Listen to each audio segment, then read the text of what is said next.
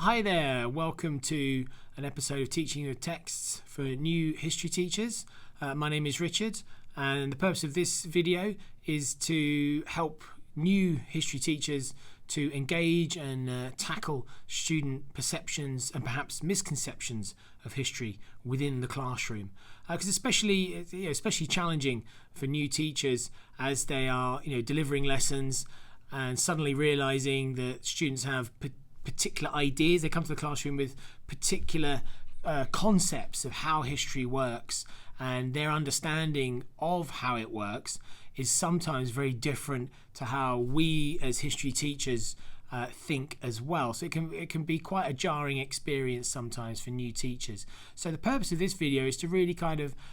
use professional historians' texts and how you might incorporate that into your classroom to particularly engage with not just a particular historical event, but also challenging and working with perhaps some of those misconceptions and perceptions that students have. For today's one, we've got here, as you can see, Frank McDonough's excellent narrative history of Nazi Germany, the second half of the duo of books that he produced. This is Disaster, 1940 to 1945, that came out back in 2020. It is on the one hand, why to use it is because it's a very engaging narrative. Frank McDonough does very well at using very accessible language, very concise. He uses lots of primary source examples to substantiate the claims that he's making, and he stitches it very well into a very engaging narrative as well that I think would be very accessible for students. But today I'm going to focus in particularly on the sort of early part of the book here, sort of round about sort of page 60, where he focuses in on the May 1940 campaign in Western Europe, and also this part here looking at the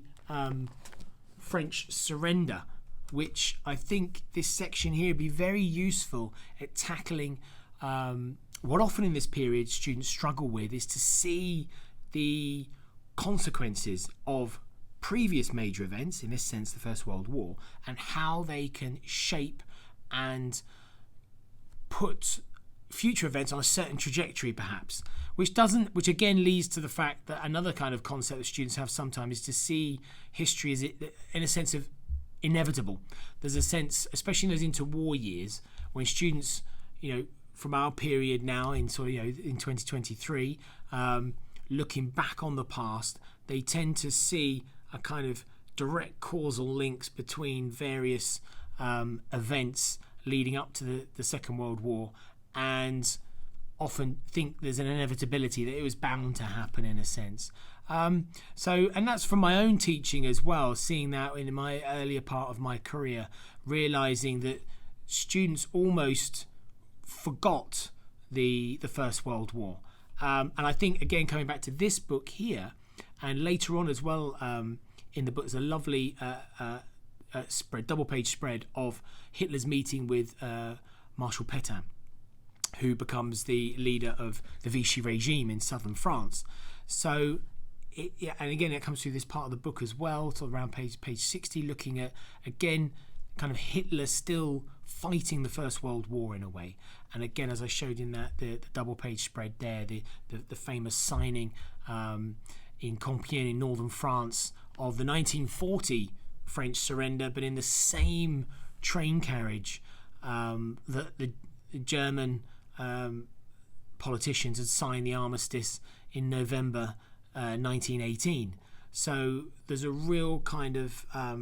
almost like bookending here of that kind of history, and I think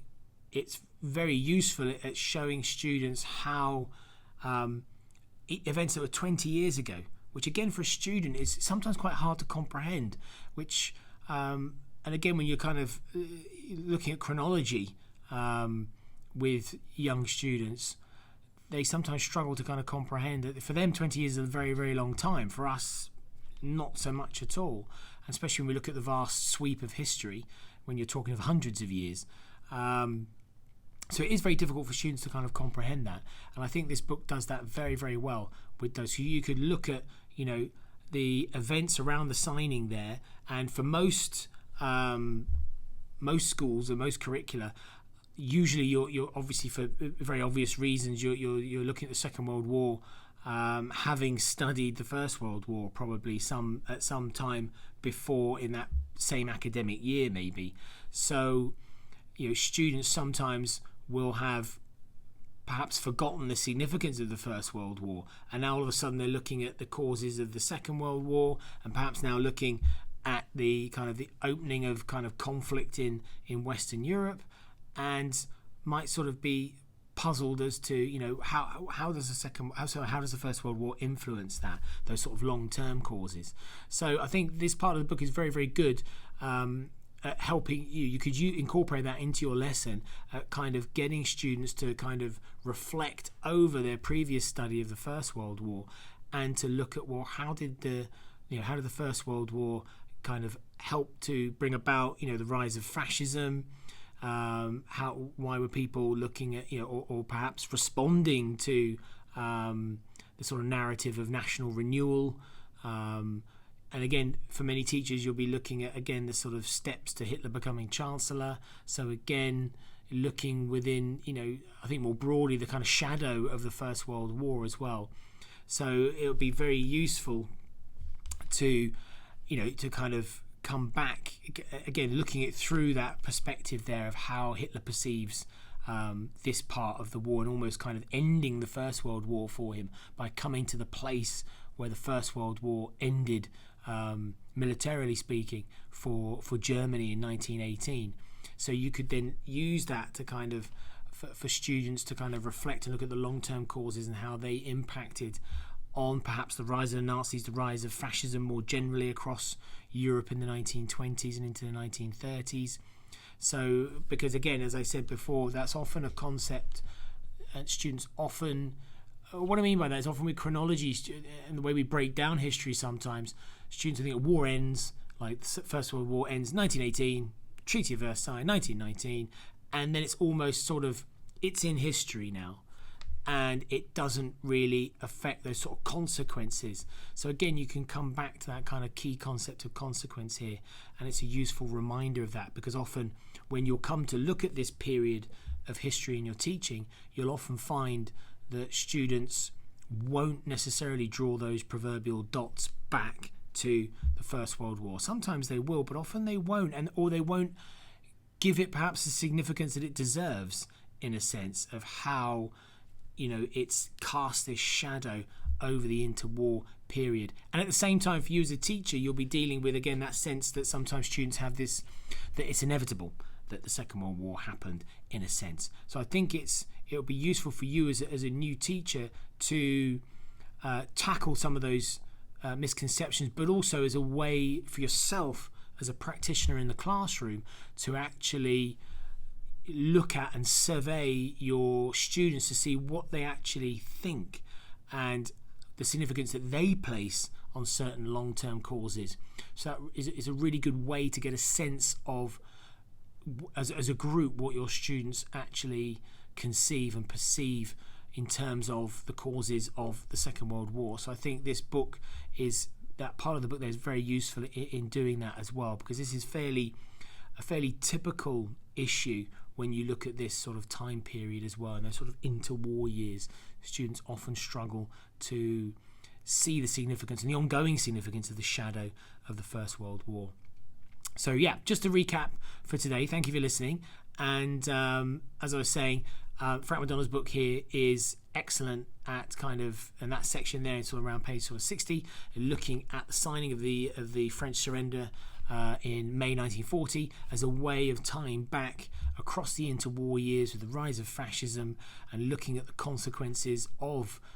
the First World War on that future path there for Europe as we move into the 1920s. That students often struggle to conceptualize and fully appreciate the impact that the war had on Europe at that time, and its kind of far-reaching consequences. So a useful tool, a useful text to use to really ascertain as a teacher, what do my students think about the causes